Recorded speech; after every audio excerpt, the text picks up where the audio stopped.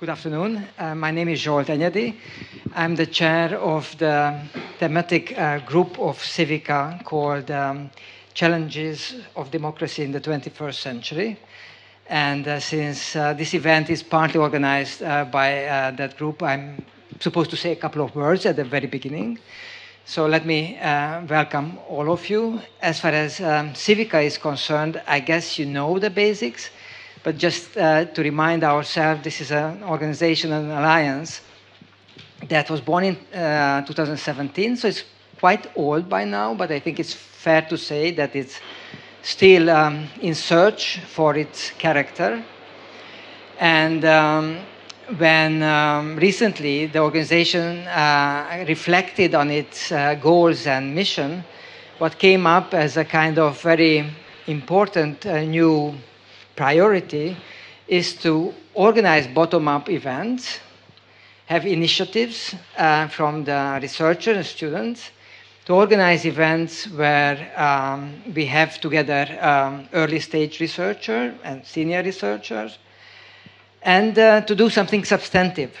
And that was a strange idea in the sense that already from the very beginning, there was someone who was banging at the door to have that kind of event. And that was Mark. He said that what we need is exactly a kind of joint event by young researchers, students, and faculty who come together and have a kind of substantive encounter with a field of political science, in this case, research of political behavior and political institutions. So actually he was very much ahead of time, and to be honest, it took a bit of time for the organization to realize that you were right, that this is exactly what we need. And from now on, probably this will be a regular event. Thanks to Elias and others, next time it will be at EUI in Florence. So probably we really are at the beginning of a proper institutional career. As far as CIVICA is concerned, let me just say a couple of more words about what is happening now and like what are the opportunities for people in the room in the CIVICA framework. So there are new calls. Actually, from now on, there will be every second month, if I remember well, a new call issued for short-term visits. So we can visit each other within this network of partner institutions. There are research grants. As far as I know, the chances for getting one of them is pretty high, and there have been already many dozens of projects financed by CIVICA. There are courses that are organized together by faculty from different partner institutions, so students can participate in them. And there is a general kind of nudge vis-à-vis every single partner institution to establish its own student-faculty research group. And those groups will be particularly well placed to get money from CIVICA for various activities. So in a way, this idea that we shouldn't wait for the top leadership to tell us what to do, it seems to be the future. We can come up with our own ideas, and it seems that there is a bit of financial support for research, teaching, and any other academic-related activity. So I think that's enough from me, and Mark, the floor is yours. Oh, well, first I'll say thank you, Zsolt, for actually making this happen, right? We talked about this actually, yes, for quite a long time before it did, and had setbacks along the way. But, and I also want to say to everyone here and is here physically and online as well, thank you for joining us. And on also behalf of the Hertie School, who was very happy to host here today. The idea, hopefully underpinning what we're doing here today as pioneers, is to try to create a community so that CIVICA is not just a bunch of one-off meetings decided by higher level administrators, but it actually has a repeating kind of annual event in which people working in similar research areas could see each other, keep tabs on each other's research, interact, and integrate up-and-coming PhD scholars and PhDs into a community. The idea basically is to have a community, that CIVICA actually is not just where you get research funding, but CIVICA is actually people, a group of people who have common interests and, and learn from each other and interact. And here we are today. There's a lot of people who kind of started off talking about this for various reasons, weren't able to do it, or they might have been the people part of democracy in the 21st century who selected you to be here in their stead. But a lot of early initiative from Catherine de Vries, from Chris Anderson, from Jan Rovny. These are colleagues of a lot of Romain Lachat. There's a lot of many of your colleagues were instrumental in actually pushing for this idea in the very beginning. Elias is one of the people who's pushing from the very beginning, who's also here today, right? And as a premonition of next year, will be the host, right, of the second annual Political Behavior and Institutions Conference. And we hope, if the funding works out, that this could be an annual repeating event, in that we could actually become a real community. That's our hope. So let's start off with all the good intentions that you could imagine. Thank you all for coming, and I hope this will be great interaction between all of us. Thank you.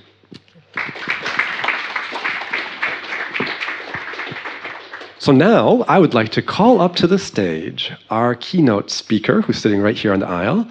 On very short notice, through her graciousness, she agreed, right, to give a talk on her recent work that I'm talking about, Heike Klüver. And she will then, after her keynote address, be joined on stage by a number of other research we have here in our CIVICA community, including the LSE, our one representative here, Joachim, right? To also talk about similar research on basically what's been learned from the pandemic, from the COVID-19 pandemic, with, of course, a political science angle to this. So Heike is someone who's very well known to all of us. She's known well beyond just political science. She's well known beyond Berlin. She's one of the most prominent and visible scholars. Initially, where I first actually saw her stuff was much more connected to lobbying, right? And she was a huge person in that area. She was the go-to person, at least in my mind, in that area. And through the intervention of the fates, for some reason, she parachuted into Berlin, right? And she ended up at a crosstown here at the Humboldt University, and at the same time broadening out her research interests.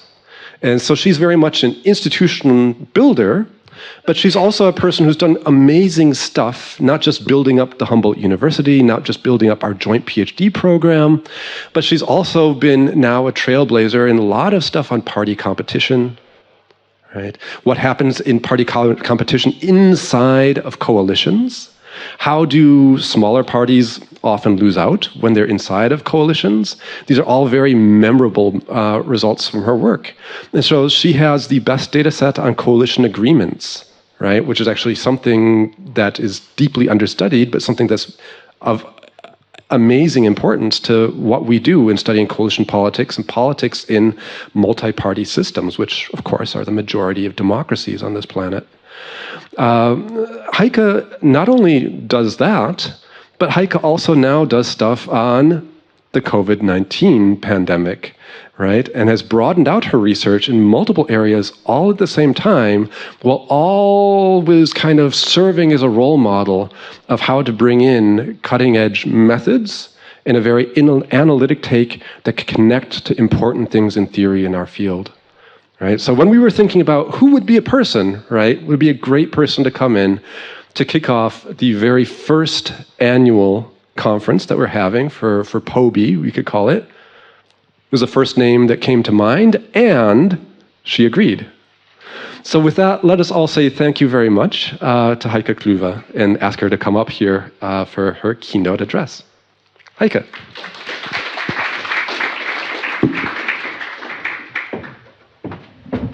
Okay, first of all, thank you so much, Mark, for this very, very kind invitation. I think it was never introduced so kindly. I'm really flushing now. So great. While the presentation is put up, let me just say a few things about that project. Actually, Mark initially asked me to present my work on coalition agreements, of which a book has just came out. But I think I'm not very strategic here because somehow I'm just sort of bored by old work that you already published. So I wanted to present something that is more ongoing. And this is actually joint work that I've done together with Felix Hartmann, Leland Geisler, McCartan Humphreys, Johannes Giesecke, and Asli Unan, and generously funded by Scripps, which is a big excellence cluster here in Berlin, and also by the Volkswagen Foundation. And I figured that's something that could actually be quite a nice fit here for CIVICA. It's still sort of ongoing, as you will see, so I'm also looking forward to any comments you might have later. But also, in some sense, also quite timely bits about lessons learned from the COVID pandemic and how we can maybe use the insight that we've gained through this pandemic for future crises. So basically, in recent years, governments have faced multiple crises, right? So COVID is one of them. I just talked to Kevin earlier. There's tons of COVID papers out there, right? But this is not the only crisis, right? And I think there's more to come. We already know the looming climate crisis, other potential pandemics in the future. So there's some pattern that is going on in terms of crisis, such as the COVID crisis, but also crises such as the refugee crisis, or also to some extent the war in Ukraine, right, which also, of course, hit other countries. There's some work done on crises in general, and that basically identified three similarities, right? They're all very different in nature, but there's some common aspects to crises and how they're important to politics.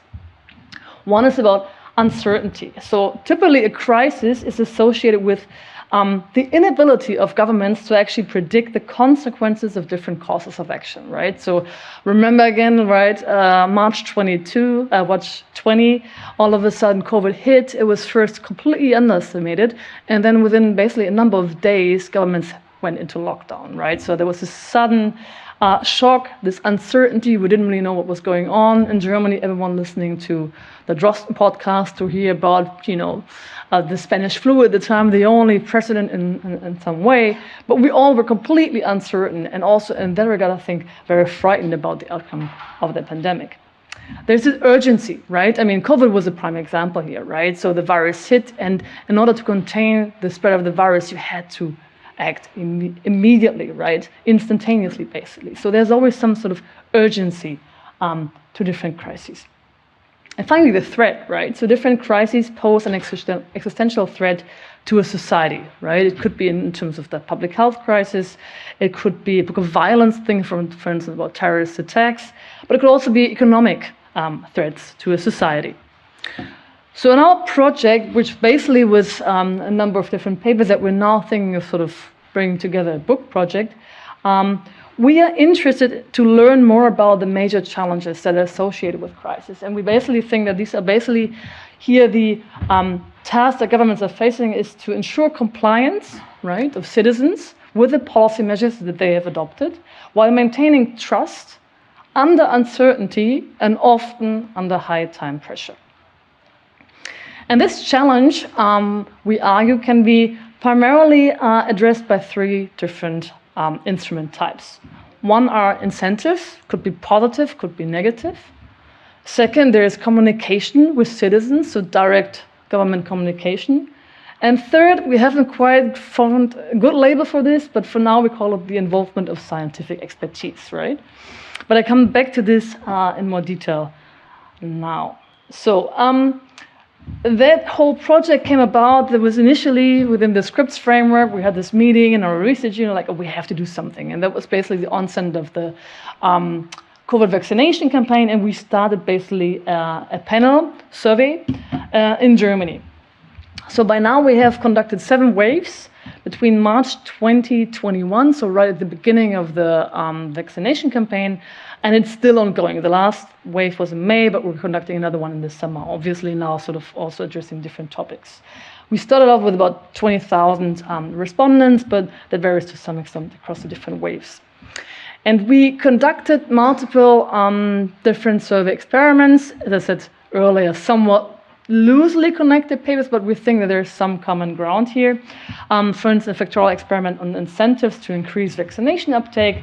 We've done some work on sort of studying the willingness of citizens to accept restrictions and trading liberties in times of crisis.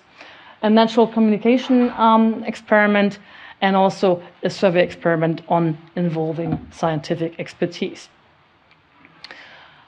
So before we start, something about who are the non-compliers, right? Why is compliance a problem? There was a lot of non-compliance in the COVID pandemic, both with regard to the social distancing restrictions, for instance, the wear face mask, but also with regard to vaccination. And these are the results from a survey wave that was conducted right at the beginning in March 2021. And you see some common patterns. Sorry about the small font, but basically the non-compliers here operationalized as those who were not willing to take the vaccine were characterized in Germany by low levels of education. They were typically leaning towards the AfD with right-wing policy positions. There were low levels of trust in rural institutions, a very common theme, but also low levels of trust in media and the health system. They were skeptical towards migration and European integration, and generally don't comply with the corona rules at the time, right? So this was basically, the critical part of the population that we were studying. Coming to sort of the first chapter, the first big block of work we're doing on incentives. Why incentives? Well, during the COVID pandemic, governments had to immediately respond by launching social distancing restrictions. Facial masks took somewhat more time because at the beginning we didn't have any. So first they claimed they're not really effective, and then they were effective once we actually got them. But also, of course, vaccination, right? When we started that project here, first we were laughed at the beginning because everyone wanted the vaccine and it wasn't available, but very quickly it turned into a crisis of vaccine hesitancy. And the work that was out there basically found very little, if at all, effects of information campaigns, prior vaccination campaigns, such as, for instance, polio and so on. And what we were interested in back then in March 21 was whether we can also use incentives, positive and negative, to increase compliance, while also having in mind that we need to keep people trust. And basically, we conducted a factorial survey experiment within this panel wave, and we looked at 3 different factors here. One was financial incentives, so positive incentives, right? Basically, just paying everyone 25 euros, 50 euros for getting the vaccine, or negative incentives, restricting freedoms, right? Basically, restricting freedoms for all those who were not vaccinated. Remember, in the German discourse, it was typically labeled as 2G versus 3G, the whole discussion back then. And then we had some additional factor here that was more about transaction costs, whether we would also provide vaccine at the local doctors at the time. And we can actually see that all incentives actually have a negative effect in terms of vaccine uptake. But if you look into different groups, and here we distinguish between accepting, refusing, and undecided, we see that has the largest effect on the undecided, right? Whereas we had very small effects among those who were refusing, those typical group of, AfD-leaning, right-wing, low-educated people. And that is obviously a problem. Altogether, we actually predicted back then that we would result in a vaccination rate of about 80%, which is more or less somewhat lower than the actual vaccination rate that we eventually completed in Germany.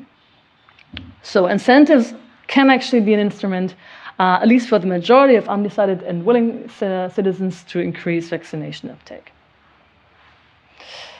Another question that we were interested in that was basically motivated by the discussion that we had in the fall of 2022. The Germans among you will know that we were discussing the onset of the next big corona wave, that was, I think, the 3rd wave, whether we should restrict freedoms to all those who are not vaccinated in order to sort of increase vaccine uptake. And we conducted a conjoined experiment from which we then predicted those ideal points, here the little point in the middle, and also in difference curve. And we have 3 different factors. One is here the degree of the severity of the pandemic, so how large the infection rates, hospitalization rates, and so on were. Here, the stringency from only wearing facial masks to some social distancing requirements of social gatherings to complete lockdown. And also we looked at 2G, 3G, or basically no exemptions whatsoever. And if you look at this, here you have the entire population and here the vaccinated, and by then the majority of German citizens were already vaccinated. You see that they're quite responsive in terms of their willingness to accept restrictions if the pandemic gets worse, so you see a clear increase here. But we also see that the majority wants exemptions for themselves, right? So they want to see that those who are actually willing to get the vaccine, that they also get something out of it by actually keeping their freedoms. And we see here those who were then still unvaccinated, which was the clearest minority, they were actually not willing to accept any restrictions. In additional analysis, just a matter of time, I'll just tell you what we also found here related to that experiment was that restrictions decrease trust among the unvaccinated, but increase trust among those vaccinated. So whenever we discuss all the effects of incentives on trust, we need to keep in mind that we have different parts of the population, right? Potentially also endangering the trust of those who actually comply, right? Not only looking at the non-compliance, but also make sure that we have the compliers. Last, the vast majority of the compliers in mind. Okay, so much about incentives that we were looking at, so positive and negative incentives and citizen support for different restrictions. The next big instrument that we were thinking about is communication, right? To what extent can government communication actually be an instrument to increase compliance and also trust in times of crises? And here, basically the idea is that by actually communicating directly to the public, right, by directly addressing the public, by being transparent, right, by using different appeals, governments have the opportunity to actually increase compliance, but also maintain trust in public officials. Yeah? And we tested this basically here in the COVID pandemic, and what we've done is leveraging one event that happened in Germany in March 2020. Angela Merkel, which all of you will probably know, right? She was very hesitant. She hardly ever went on TV in terms of giving a direct speech. In fact, she never did except for her annual New Year's speech. That's the only time that she gives direct speeches. So not at all like in the US where you have regular speeches, televised speeches. This was something extremely extraordinary. So the first televised speech ever that she gave on 18th of March, right at the beginning of the pandemic, which was watched by more than 25 million Germans. Actually, everyone you knew was in front of the TV. Multiple broadcasting stations actually televising this. So this was really a historical event in Germany, right? And in fact, she said, and she was never known for being, particularly pathetic, right? But she actually made that point that COVID is actually Germany's greatest challenge since World War II. And what we wondered is to what extent this speech actually had an effect on attitudes, right, and also behavior. So we used an unexpected event design with two different outcomes. One is political trust, and we hereby leverage the fact that the German internet panel was fielded basically right during that time period from 1st to 31st of March. And we also looked at compliance, and here at the aggregate level using Google mobility reports. And essentially the idea of this unexpected events design, as most of you will know, is basically you treat those who were basically interviewed before the speech as a control group and those after the speech as the treatment group. Clearly there were time trends. We, of course, conducted multiple robustness checks and so forth, but the results are pretty robust to all of these robustness checks. And what you find is here in terms of trust, let me start here with the attitudes, right? So the speech clearly had a positive effect. Here you see different model specifications, and no matter which of those model specifications you use, the speech significantly increased trust in the federal government. At the same time, here this is the Google mobility data, which has clearly a negative effect. So the speech led to a significant decrease in mobility. You may wonder what this here is. This is actually the residential mobility, basically the mobility within your own premises. Clearly that increased, right, whereas the rest decreased. Okay, so here sort of also a finding that government communication can actually be an effective remedy in terms of increasing compliance while also maintaining trust or even increasing it. The last point that I want to pitch today is about science communication. Again, we haven't really quite decided about a great label for this, but basically the idea that science plays an important role in policy making during crises. So in crisis, governments are often faced with situations that are associated with large uncertainties, right? At the beginning of the COVID pandemic, the only thing we had was a few studies about the Spanish flu, but nothing in comparison to what we were facing at the time. So there were large uncertainties about how governments should react and what the optimal policy response actually would be. Nevertheless, right, governments have to make policy choices. They had to act quickly, they had to respond to the challenge, given the evidence that they have at the time, right, and also communicate to the public. Now, of course, we know that science doesn't work, you know, that you actually have a result and that the result actually stays, but science is a cumulative process, right? There's new studies out there, there's always some updating, but of course there's new evidence.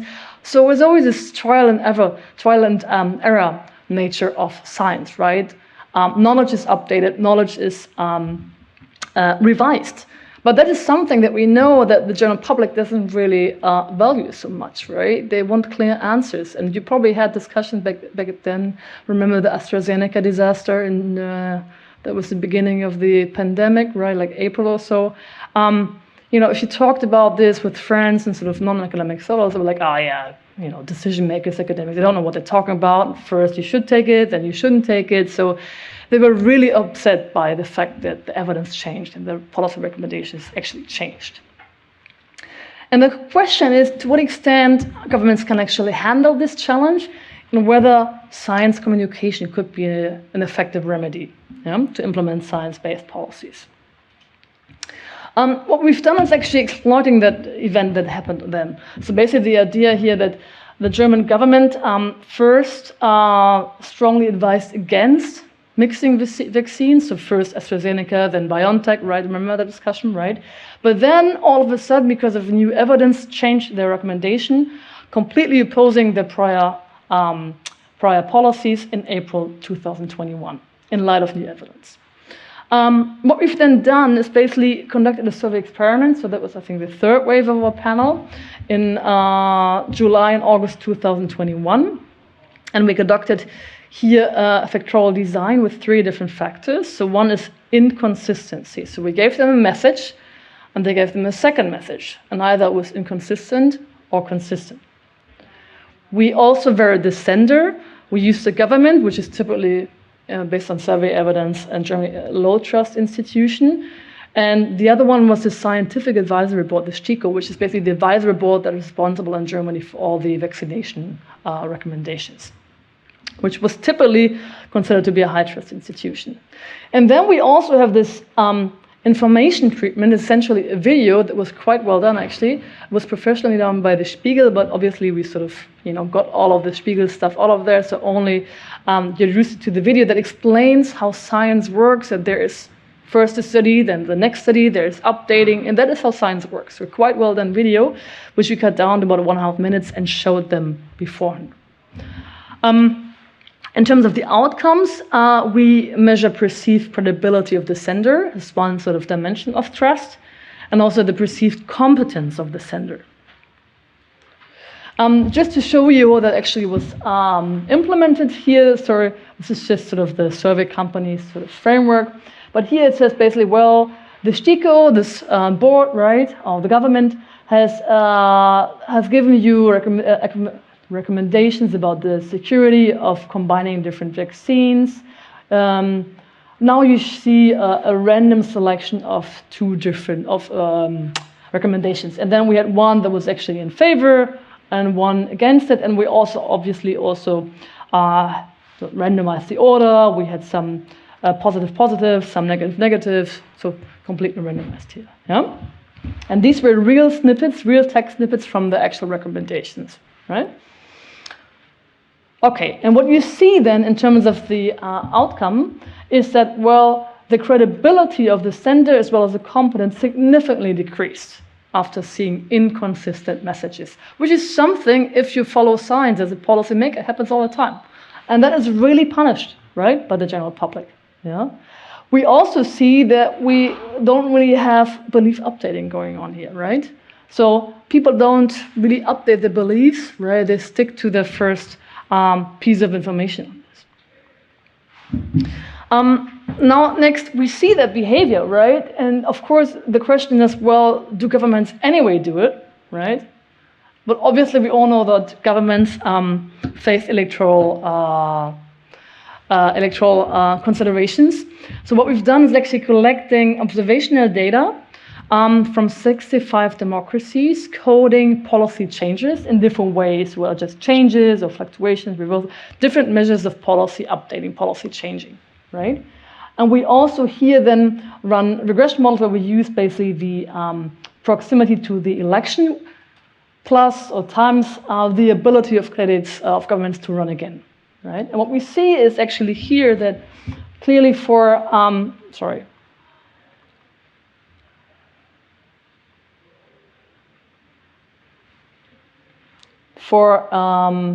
here this containment and closure policies, lockdown policies, right? There is a steady negative effect, right? So governments are not willing to update their policies if they face electoral campaigns in the near future, right? And that means because of the finding, right, that the general public doesn't want policy changes, right? That governments act upon this, that this is unlikely to happen, right? Sorry, it switches quite fast here. So the last point that I want to show you is here. What about science communication? Can this be a remedy? Remember the video that we're showing them? So basically, part of the respondents in the treatment group got this information treatment. So 1.5 minute video explaining them how science actually works. And what we see here is, even though, I mean, we don't really have significant effects, right? But it somewhat goes in the direction that we would expect, that if you got this information treatment, right, the negative effect becomes smaller. And if you keep in mind that this is a survey experiment in an online access panel, right, only 1.5 minutes, we believe that maybe something out there, right, that we would try to now test in maybe a field experiment in the near future to see to what extent educating, on the one hand, respondents, like the citizens, but also educating policymakers about how science works can actually be a remedy against this trade-off here. Okay, so in conclusion, incentives are effective instrument to ensure compliance with policy measures in times of crisis, at least among the majority of citizens, but there are differential effects on trust among non-compliers, here those who were not willing to take the vaccine. But these incentives don't work well and are not supported by citizens who do not trust the government. So clearly there's one major take-home message that we need to invest in long-term measures to increase political trust of citizens. But we've also shown that communication can be a promising instrument to actually increase compliance and trust. And that finally, better educating scientific knowledge production could be an instrument to improve policy making during crises and also fight the negative electoral repercussions that incumbents may have if they actually policy update based on scientific evidence. Okay. Thank you so much.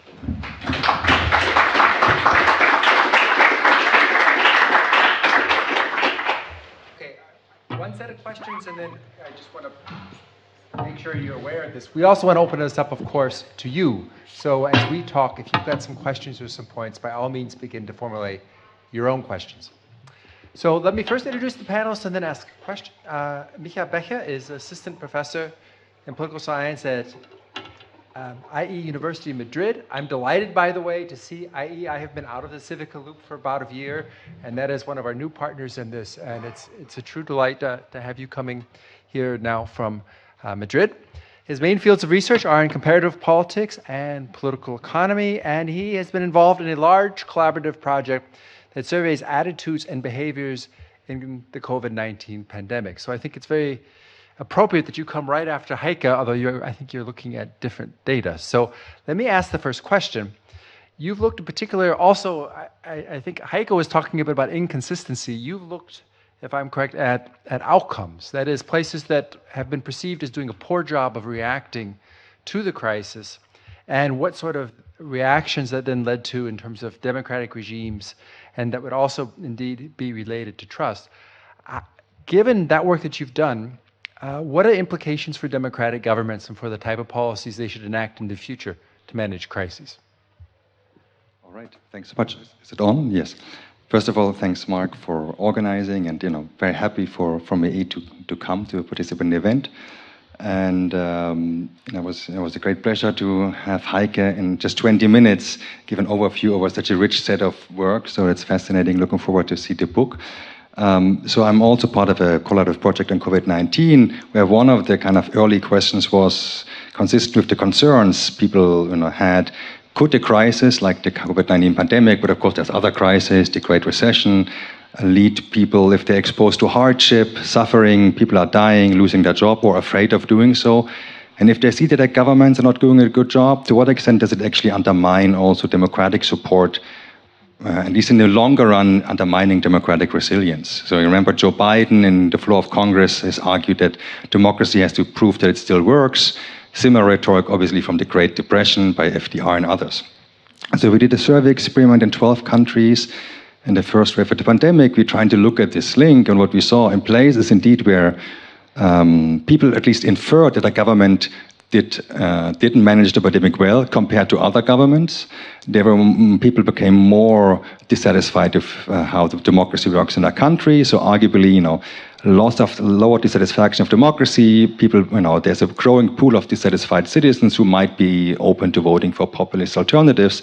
The concern being obviously populists also use the language of democracy, but when coming to power might actually be willing to undermine kind of democratic methods or principles. So that's kind of the negative finding. But there's also kind of a bit more positive news in some sense.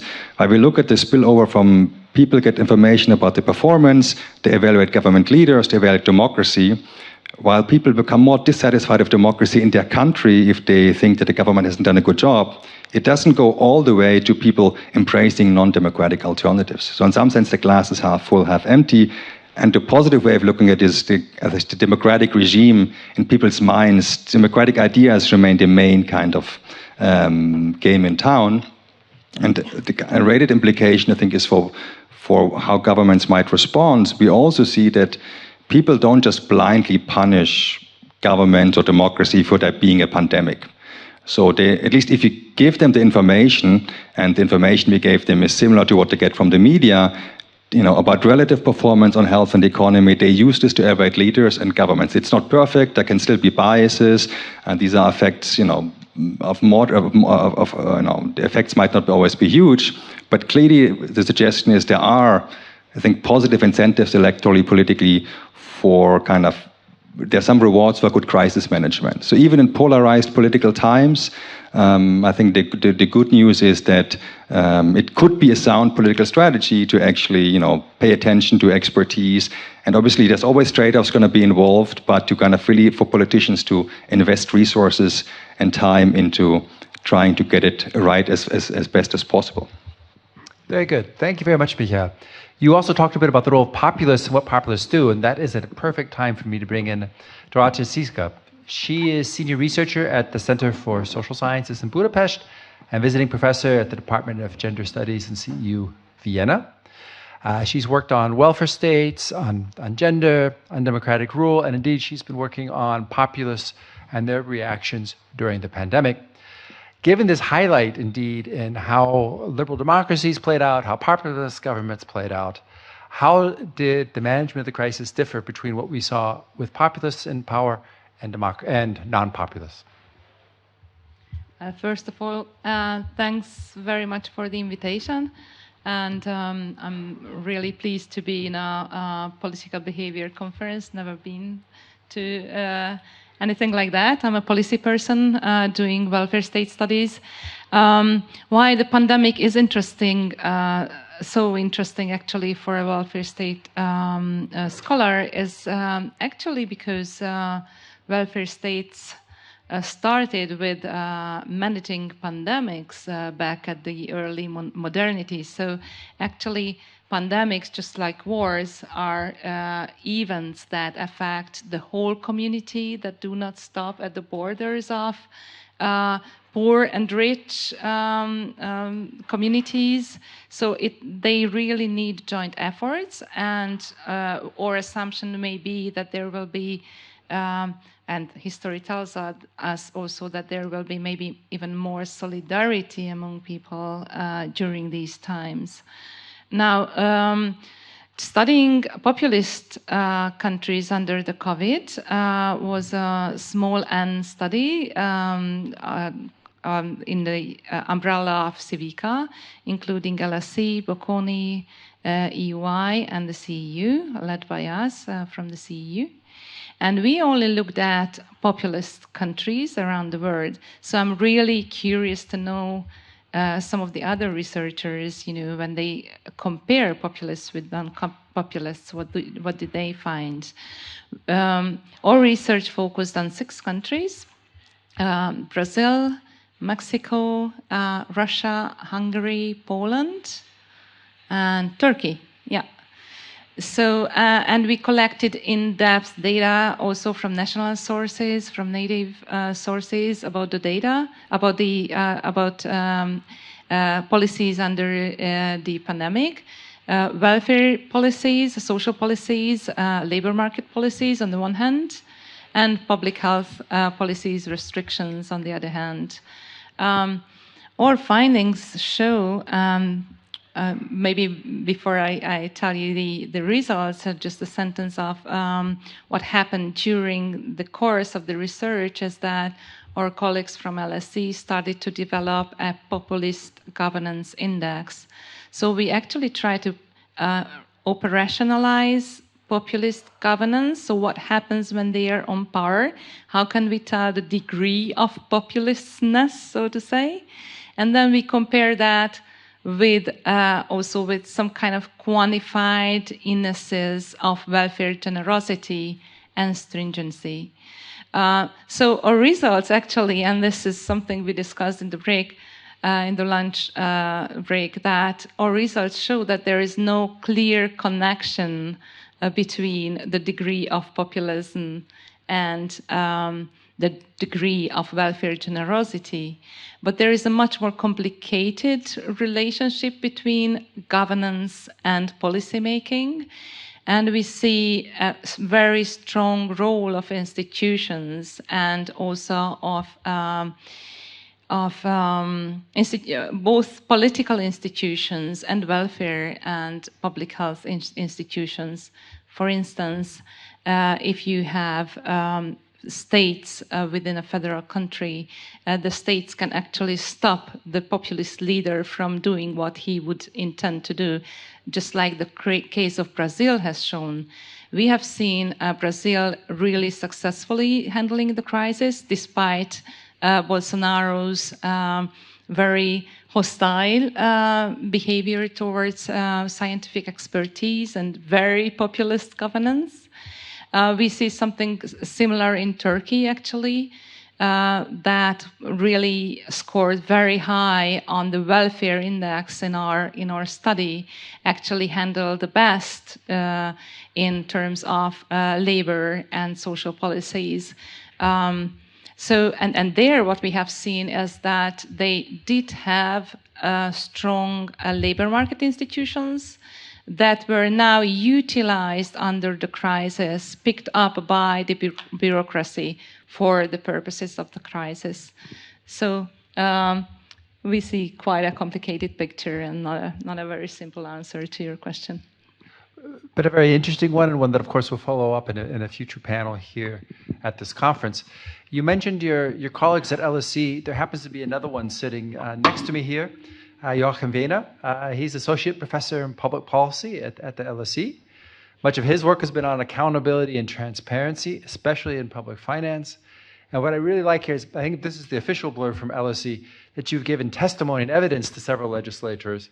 But what I like that's missing here is that he's written about lots of legislatures, and a lot of what I know about how parliaments function has to do with what he's written about. So it's not just that he testifies at them, it's that he actually studies them. In this case, he's been working together with me, as it happens, looking at some questions in terms of policy responses. And I want to ask you a question because we've talked a bit about democracy, populists. Democracy implies also non-democracies or autocracy, so regime type might matter. There might be some sort of effect in terms of leaders. Are there certain types of leaders that are more effective in terms of responding to the pandemic? So thank you very much for having me here today. It's fantastic to be here as an LSE representative. So that was exactly our starting point when we thought about this topic, that essentially a lot of people were saying institutions really matter in a crisis. And you also mentioned federalism, for example, federalism shaping the crisis response to some degree. But there was also a counter narrative, and that narrative essentially said that countries were becoming more alike because of emergency powers. So you suddenly had a lot of executive authority being wielded during the pandemic, responding to the pandemic, and the counter-argument to the systemic argument was that, the distinction between autocracies and democracies actually during such an existential crisis is getting less pronounced. There might even be some sort of convergence as a result.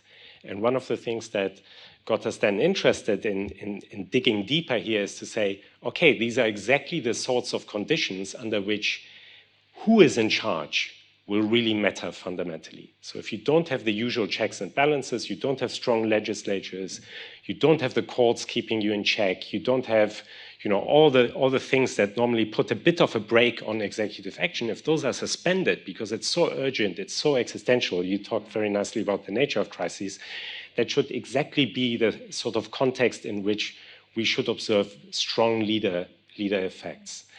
And that's what we set out to study in our work. And then in this context, we were following public debates and what other commentators were saying. And the arguments were built around, if you want, very strong contrasts between Trump on the one hand, you might pick as a representative example here, and Angela Merkel amongst others. And people were saying, okay, these are diametrically opposed policy responses to a crisis. You've got someone who's essentially giving quack recommendations and trying not to lock down, and then you've got someone who's standing up saying this is what the situation is, we must act, and sort of leading the way. And people were saying that's because Merkel is a woman, that is because Merkel is not a populist, that is because Merkel is a scientist. She has a doctorate in chemistry, amongst other degrees. And you contrast that with Trump. He's a man. He studied economics and was a real estate developer and sort of media personality, and definitely a populist. So people were saying these attributes must really matter, and tying that very much to these two examples. Of course, one of the things we know as social scientists is that you get something called sample selection bias. I can tell you lots of interesting stories, picking anecdotes.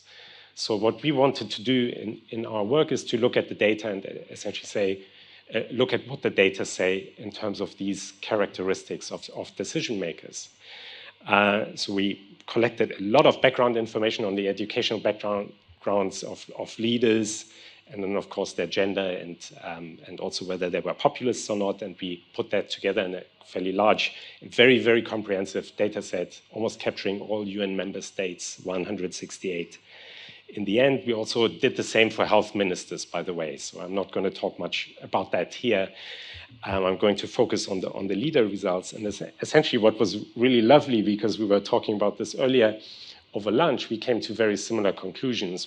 Certainly when it came to populism, populists are statistically indistinguishable from non-populists when you look at the speed of the lockdown decision. So if you contrast how quickly did governments sort of make a nationwide lockdown recommendation or order, there's no distinction between countries led by populists and non-populists. So something very similar to what you found, using very different methodology. And we found very similar, we had the same result, essentially, negative results for the other two variables, whether a leader was a woman or man, or had a science background like Merkel or not. So our takeaway in one line was beware of anecdotes. If you read, journalists are trained to use exemplars to really capture people's imaginations, and these anecdotes don't represent a pattern, a broader pattern in the data. Maybe one more minute, I know I'm out of time, but to give you a contrast, when people say it's the science background really mattered, people think of Merkel, but they don't think of John Magufuli, who was the president of Tanzania, and the only other leader with a doctorate in chemistry at this time.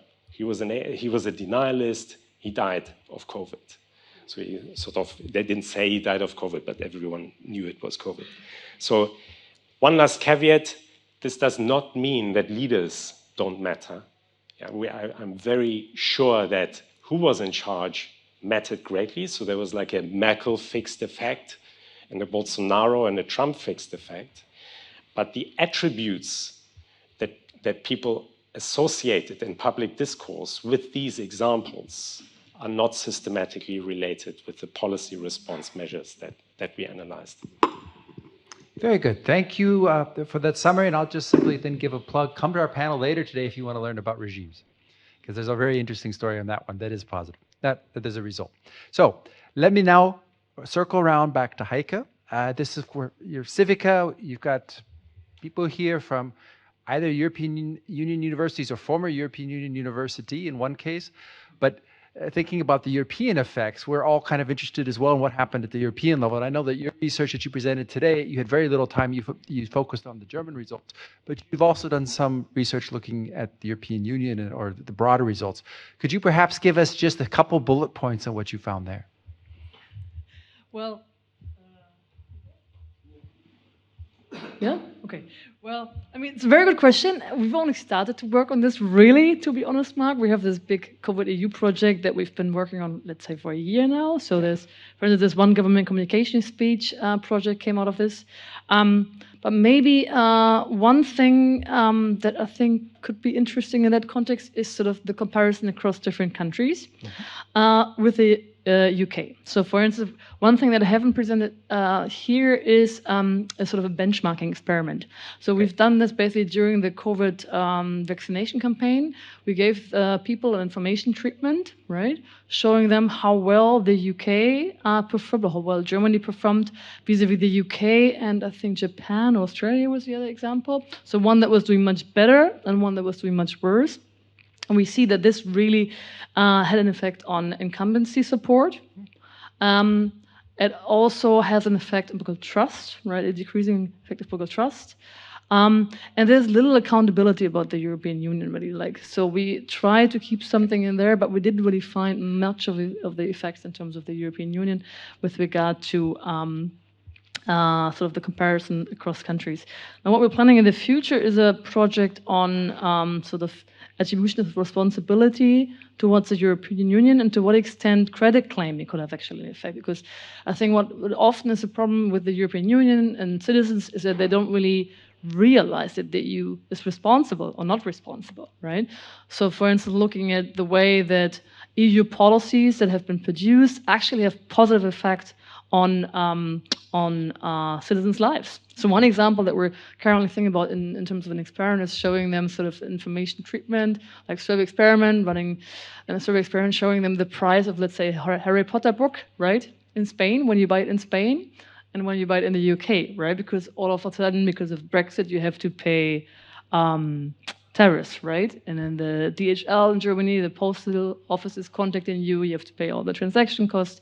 And the sort of expectation that we're having is that really people realize this, right? That the EU has direct effects on the actual lives, right? That really makes their lives better, that this could be actually a positive effect on attitudes. Very good. I look forward to also reading more of what you end up finding in this project. Thank you. We only have a few minutes left, but if you have some comments or questions, maybe I'd collect 2 or 3 at a time. Give us your input. And I should say we also have some guests that are available online. I think we have some capacity perhaps for somebody online also to ask a question. I believe this is Zoom, so just raise your hand. But if there's somebody here, just raise your physical hand and I will call on you. Yes, Mujahid. Hi, thanks very much, Mark and Mark. Just introduce yourself for everybody else. Hi, my name is Mujahid. I'm a professor of health governance at the Hertie School. Yeah. I was just thanking both of you for organizing and for chairing this, moderating this panel, and to the panelists as well. My question is actually for Heike. It was very interesting what you presented as always. Your findings are always intriguing. I was wondering about 2 things. So one is you showed the impact of science communication and the leadership point that we talked about. And I wonder if you sort of looked at the interaction of these 2, because if I go back to thinking about India, we had several ministers from the country that said extremely stupid things about what one should do to get rid of COVID. And the public did not trust them because they trusted science a bit more at that point. So we're talking about having trust in the government. Sometimes it's good to not have that trust when the statements they're making are absolutely baseless. And in that case, science steps in and sorts out that problem to some extent. So did you look at the interaction of these 2 at all? Yeah, thanks so much. It's actually nice to see you again. We were actually at a panel on precisely the same topic 2 years ago or so. We did, in fact, some heterogeneous effect analysis for public trust, and we find that the effects are much stronger in terms of the science treatment for high trust institutions, right? So clearly that has an effect. And actually there's an interesting related study by a colleague of mine from the COVID-EU project, Sarah Humboldt, and her postdoc, which they actually used Trump's tweets during the pandemic. There was a time when he tweeted about liberate, I think it was Arkansas, Michigan, something like 2 states. It had stronger restrictions than any other US states at the time. And they actually present quite compelling evidence that this has a tremendous effect on social distancing, facial mask wearing. So basically, people immediately responded to just his tweets, which led to a sizable decrease in terms of, or a sizable spread of the virus in those particular US states. Did you also want to step in? Yes. Just a comment on that. I think it would be very interesting to look at how Modi behaved during the pandemic. There is some research, but not a lot on that, because not all populists and not all right-wing autocratizers utilized the crisis, to as Trump did, for political communication. So not all of them politicized the pandemic. Which could actually backfire, just like actually partly the case of Bolsonaro shows. Very good, thank you. Other questions? Mark Kayser. Okay, thank you to you all. I've got a question for Heike based on her talk. Actually, maybe 2 little ticky-tacky questions and then a broader question. But first on the Merkel speech in March 2020, I think it was, right? Merkel gave her large speech, and you have an outcome variable that shortly thereafter mobility decreased. How much of this was not a free choice of people who were being monitored, by Google? I think was monitoring their mobility because stores were closed down, or their meetings, they didn't have to go to work. They're discouraged to go to their workplace. Do you have any sense of how much of that was actual free choices made by the people who were being studied there by Google, and how much was actually just imposed on them? Another ticky-tacky thing, I'll just give 3 quick questions first. For the vaccine mixing, was there pre-treatment exposure in that? So prior to the survey experiment, right, in which you had a treatment and they were exposed then in the treatment group to information, flip-flopping. Was there any kind of measure you had beforehand for the treatment group of what the pre-treatment exposure was? But the big question, right, those are little unimportant things, but the big question really is, I'm really interested about the flip-flopping on the science communication, right? And this was a specific example about something people had high salience. People were very concerned and paying a lot of attention to this. And first you're supposed to mix. I'm, by the way, a mixer. I mixed my vaccines, but I have members of my own family who are non-mixers, and this got a lot of attention. How could this generalize? Do you think? Because if you talk about political debate in general, especially you hear this in the U.S. context all the time of what's the penalty for flip-flopping, right? And this is a pejorative that's used all the time. From one politician talking about another and condemning the other as a flip-flopper. Do you have any sense from, I know this is outside of your sample, but do you have any sense from just thinking about this, how this connects and how it generalizes? Thank you. Yeah, let me start with the first one. Remind me again, I forgot to bring paper. So the first one was about the prior beliefs. Individual choice. Oh yeah, right. I mean, it's not like the police was patrolling everywhere, right? So of course, to some extent, I mean, there were sort of regulations out there, but it was not like the police was serving everyone and monitoring everyone, right? Stores were still open, remember? So we could still go to the supermarket and so on. For a while, there was even restaurants and so on open. So there was still some choice. People could go to the workplace, unlike, for instance, Switzerland, where there was home office obligation, right? Here was all still open. You could also go to like sports and so on, leisure activities, and social gatherings. I mean, we all knew friends, right, who had like a couple of friends that they met somewhere else. So there was still this mobility that was still possible. And also, of course, you couldn't 100% monitor people anyway. So there was a lot of compliance, after all, actually still going on, right? So I think, yes, you're right. There was a general sort of, the rules were there, but still they weren't enforced in sort of 100%. And there was a lot of sort of gray zones, right? I mean, remember there was a rules at some point that, you should use the nearest supermarket, but I mean, there was never a discussion, right, that you had with the policeman about what is the closest supermarket to your own home. So I think there was a lot of leverage here. The second one about the mixing, yes, we of course asked them about their prior beliefs and their prior exposure and sort of control for that in the analysis.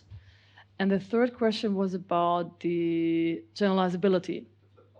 Right. I mean, there is this literature in party competition, right, that parties don't flip-flop their position or shouldn't flip-flop their positions because that actually has negative repercussions. I think there was Jim Adams or Margaret Tavis and so on working on this sort of questions, and they showed that this has negative effects. But generally, I mean, this idea of updating policies is out there all the time, right? We always encounter that, science is moving on, that something that was valid years ago is now being revised and so on. Think about, one example now with the heating discussion that we have. Yeah, years ago everyone was like, "Oh yeah, gas is great. You should get a gas heating." Now that's gonna cost you about 30,000 euros because now you should get a wärmepumpe, whatever it is in English, right?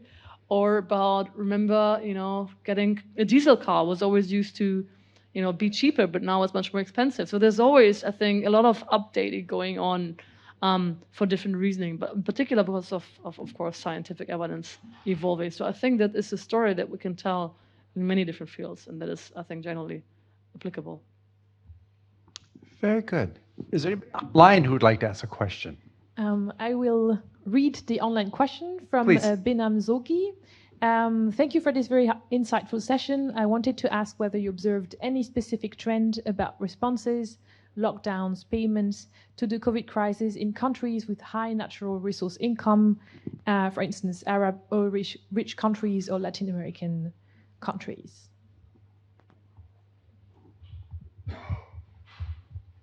Who would like to jump in here?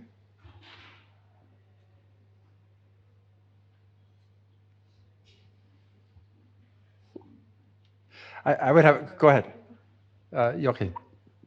I can try. I think it's a great question, and it's actually something we need to look into a bit more. And so the other half of the paper that I didn't talk about actually has the finding that political systems matter, and they matter in surprising ways. Democracies actually performed much better than the discourse at the time made us believe. And there's an interesting question that arose from that finding, which has to do with autocracies and the extent to which they might be reliant on rents and hence more hesitant to lock down. And that is not something we have probed in great detail yet, but that we need to look at. So I think in a very general way, I would say the availability of rents and the importance of rents in propping up political regimes is a very interesting sort of angle to take to the data. So I take it more as a sort of great comment to get us to probe more, but that's as far as we got here, that the resource rents and that sort of question and how that's threatened by the pandemic is a really important one to clarify. Yeah. Any others? Any others on the panel want to talk about that? If not, we move on to the next question. I didn't see anybody else excited about that, or have information that was relevant for that question. Better way of putting it. Okay, any other question? I see a hand right here.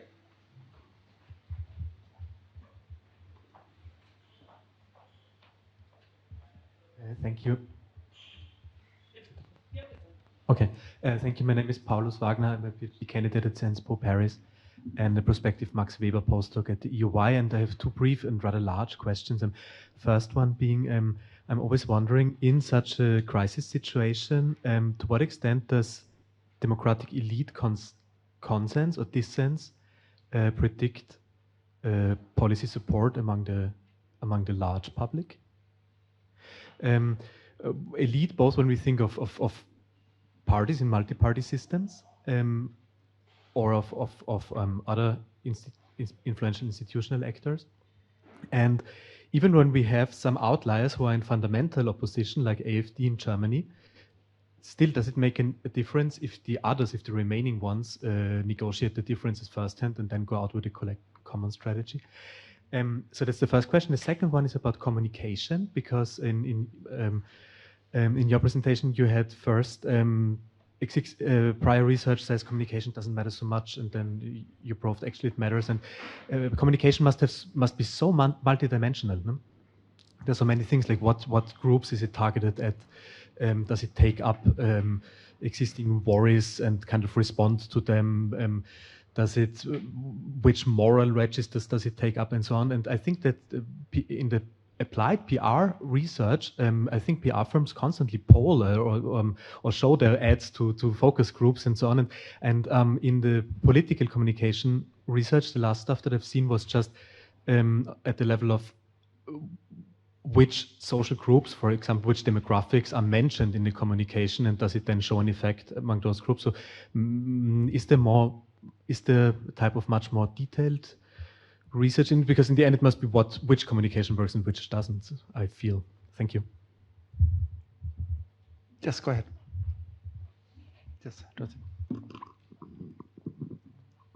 although I cannot really answer your first question, there is something that came into my mind and is pointing in a similar direction, and that is the role of opposition parties during COVID.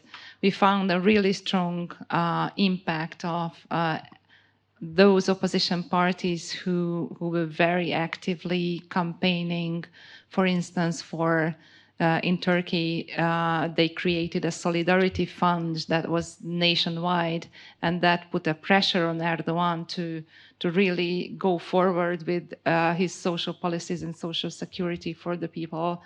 And the same happens in Brazil, where it was actually the opposition that initiated the extension of Bolsa Familia, this nationwide, to make it nationwide, this former CCT, conditional cash transfer program, that was formerly, not that widespread. So that really, show that the initiative coming from the opposition, even if as weak as it can be in Turkey, pressured the leader to change his policies and actually gave a momentum to these opposition actors. Later on, as we have seen in the recent Turkish elections, actually, they lost out, but they were still quite strong. and I would guess that would be, not independent from their very active policy suggestion during the pandemic. Very good. Becher? Yeah, thanks. I have some thoughts on the first question. So obviously, there's the consensus, particularly looking at the US, and there's lots of work using survey experiments, field experiments, natural experiments, that party polarization kills people, because in the end people disagree. Parties take different positions on the policy, Trump, but also state governors and people. There's differences in compliance. There's difference in how people, whether they say they follow compliance. So there's behavioral evidence. There's difference even in people's stated scientific beliefs, what happens if they get, and so on. On the US, that's a pretty stark story where polarization seems to matter, and it's the two main parties. But I think we also talked before about the importance of, taking a comparative perspective.